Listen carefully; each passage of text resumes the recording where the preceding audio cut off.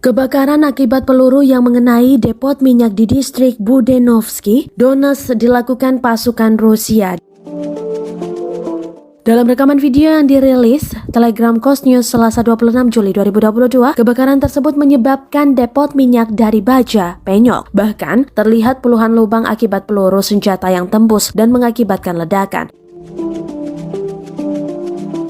Akibat peristiwa tersebut, depot minyak habis dan hancur. Bahkan penampungnya pun rusak parah. Dilokalisasi oleh pasukan Kementerian Situasi Darurat Republik Rakyat Donetsk, semua kobaran api disiram air.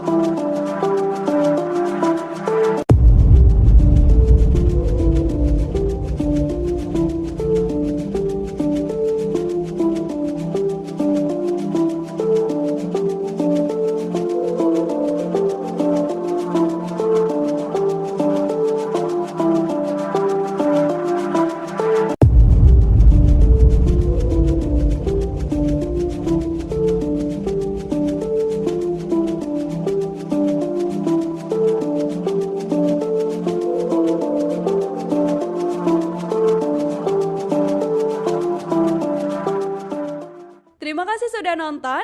Jangan lupa like, subscribe, dan share ya.